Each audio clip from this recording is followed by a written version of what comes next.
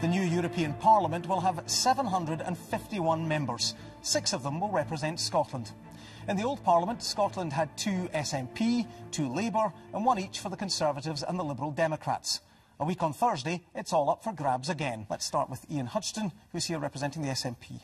Well, in this year of tremendous opportunity for Scotland, the European elections need to be seen in that context, and I think a vote for the SNP as the only party which exclusively puts Scotland's interests first and have a long record of doing so is an opportunity, and we should strengthen the SNP team of MEPs who go to the European Parliament. What would be the one reason to vote for your party in these elections? We're standing on a common manifesto across 28 countries with the Party of European Socialists and putting, youth unemployment, trying to tackle 20.6% young people unemployed in Scotland, trying to tackle that big crisis that we face here. But we can only do that if we work across our nation states and work across having commonality among 28 different countries. Ian Duncan is the Conservative representative. Why should people vote for your party? The Conservative Party believes in reform. We believe we have to change our relationship with Europe, change it for the better. George Lyon, what is your party offering the public? We're giving people a choice. You can vote for our party because we firmly believe we are better off in Britain and in Europe. Why should people vote Green? A vote for the Greens means that we stand up for peace and we reject some of the militarisation that's going on across Europe at the moment, and it also means that we welcome people. So a vote for the Greens is for a just and welcoming and peaceful Scotland in a strong and reformed Europe. David Coburn from UKIP, what's the one reason people should choose to vote for your party? Well, all the other parties, to a greater or lesser extent, want to remain within the European Union. UKIP is the only party that wants to get out of it. Cameron's promising yet another referendum, which he didn't give us last time when he promised it. Casta and Day will never give us a referendum because he's a Europhile completely. So anybody who wants to get out of the European Union, whether they be pro-independence or anti-independence, they should vote for UKIP as the only way of getting us out of the European Union. Let's talk first of all about the powers of the European Parliament. George Lyon, are the powers that the Parliament have adequate? Well, I believe since Lisbon, the Parliament now shares powers with the Council, and that's a good thing. I think in terms of powers, yes, we have now equal powers with the Council, and I think that has helped make the European Union more transparent, more open, and more accessible for ordinary citizens. So is it powerful enough in your view? Oh, absolutely. But ultimately, Catherine Styler, there's no tax-raising powers. It's representation without taxation. Does that make its position difficult?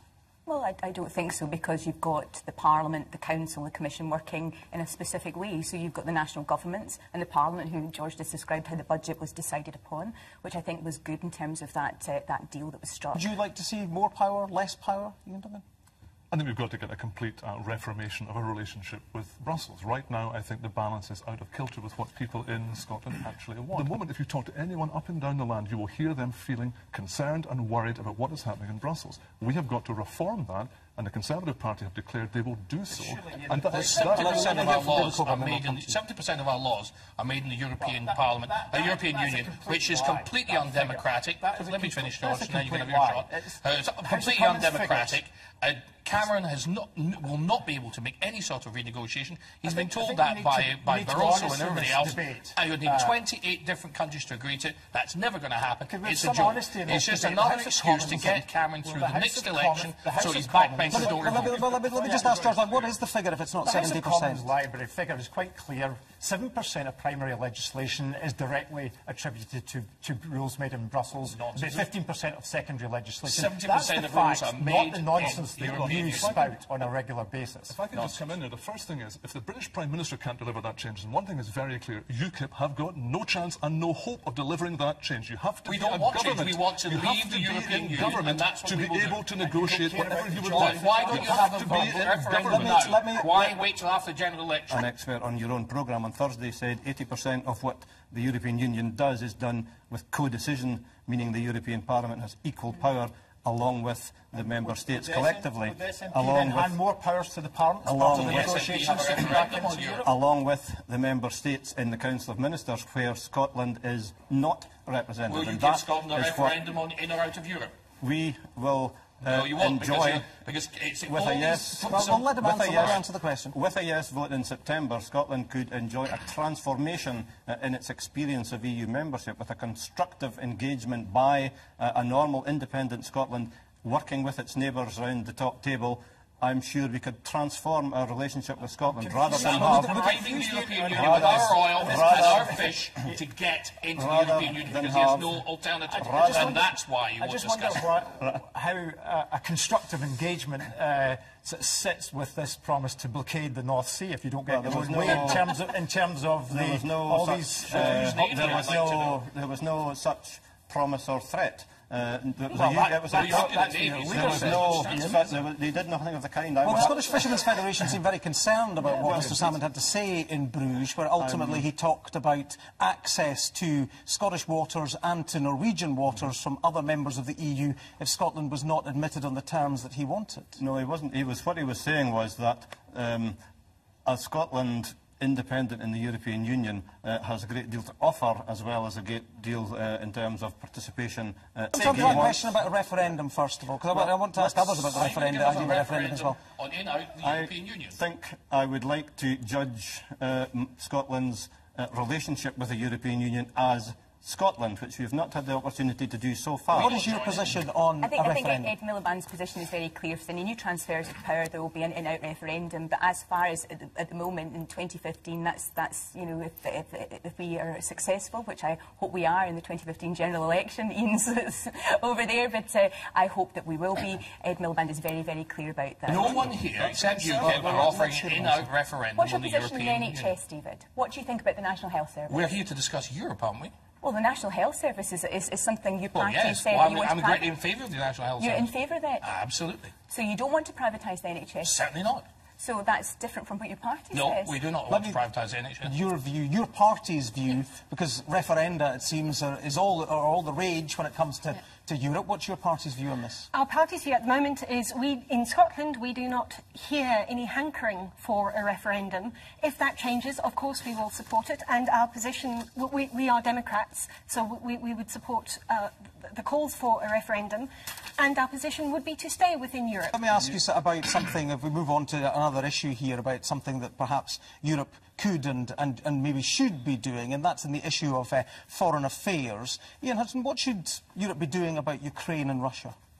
Well, the EU and with its foreign affairs team has been very much involved in trying to make peace and to protest, most certainly, what's been going on in Ukraine, and will continue to do so. Is it taking a firm enough line, though? Well, I think that, you know, it's a very difficult kind of issue to deal with, but there's no question that the Foreign Affairs team of the European Union, the High Representative, has been very much hands-on there in trying to offer support to people in Ukraine and to certainly condemn what's been happening on the part of Russia. But if you look at the situation now, we were having a chat earlier about referendums. And we talk about referendums in a serious way. What you're witnessing right now out in Ukraine is anything but a serious use of referendums. The worst possible use and abuse of what should be a democratic process. The reason we're in this mess in the first place in Ukraine is because Cathy Ashton, who's the European Foreign Minister, who everybody agrees is not up to the job,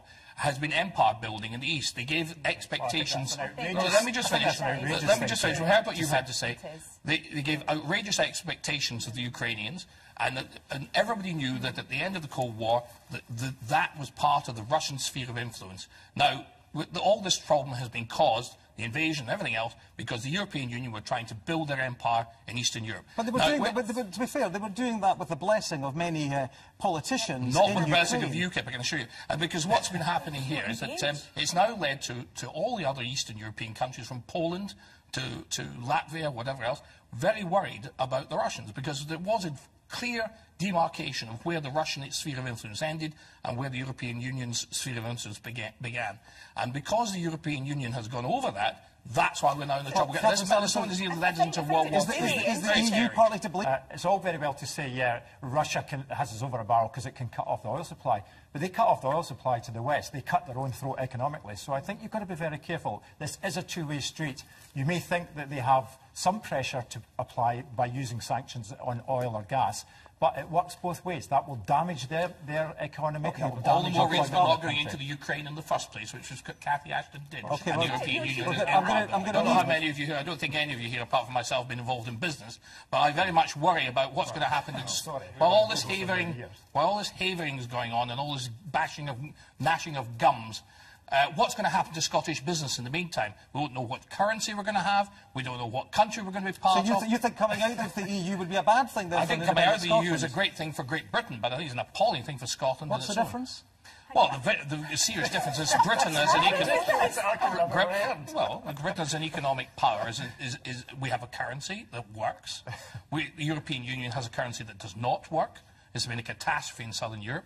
Together, Scotland and England have punched way above their weight, economically and politically. So why is it for right hundreds for of years? Scotland to stay in Europe and the rest of the UK to Quite frankly, we must leave together. Well, I think if Scotland's going to be independent, many people are going to vote for me in the election, or going to vote for UKIP from the Scottish National Party, because they agree with Gordon Wilson that they want Scottish independence. Scottish independence, as being so-called Scottish independence by Salmond, is simply rule by Brussels and financial rule by Frankfurt. It's not independence. It's just removing... what sort of independence is that? The whole thing is a complete waste of time. But you just said that it would be a disaster. It would be a disaster if Scotland left on its own. It would be for the first time. It would be for the first time. We need to leave as Great Britain, not as individual. Having its own right of input to the European Union, its own right Scotland to would judge simply be dominated. on its terms. All you're doing is handing. You're not offering independence. You're offering. Scottish Nationalist Party is not the Scottish Nationalist Party. It's the anti-English party. They simply want to offer. Salmond's offering political rule from Brussels and financial rule from Frankfurt. That's all he's offering. He's not offering independence at all. Is there a problem with the Prime Minister's offer of a referendum that ultimately it shoots UKIP's fox? No, because he's not offering it until after the general election. I mean, why doesn't he offer it now? He's not offering it until after the general election. He should be offering the referendum now, in or out the European Union. And he hasn't done it. His backbenchers... I'm sorry, the backbenchers, the Conservative Party want it. We've got so many people coming over from the Conservative Party to UKIP and from the Labour Party to UKIP as well, because they believe we should have a referendum on this now. We're the only party promising it. No, you're not promising it. So, Cameron promised it before the last European election. You would have to form a government. Did he promise it before the last election? And he didn't deliver. The Liberal Democrats promised a referendum at the last election, didn't deliver that either. When the next transfer of powers and they offered students things and goodness knows all what, and the Conservatives are doing the same thing, and they're not giving it. We're told that this next Parliament will be more democratic, will have more powers, and in fact, under the Lisbon Treaty, the make-up of the Parliament will be taken into account when choosing the new president. Is that a good thing? I don't think it's going to be any more democratic than it ever was. I think it's a monstrous dictatorship. It's a monstrous bureaucracy. It just soaks up the taxpayers' money. It's a gravy train for all these good ladies and gentlemen. I think, in common with all other UKIP MEPs, our main purpose in going there is to make ourselves redundant. We want to get rid of the EU and get out of it and have free trade. Let me finish. Have free trade agreements with the European Union. The European Union are just as anxious, the Germans are just as anxious to sell us Mercedes as we are to sell them whiskey. And that is all from us here at Pacific Quay in Glasgow.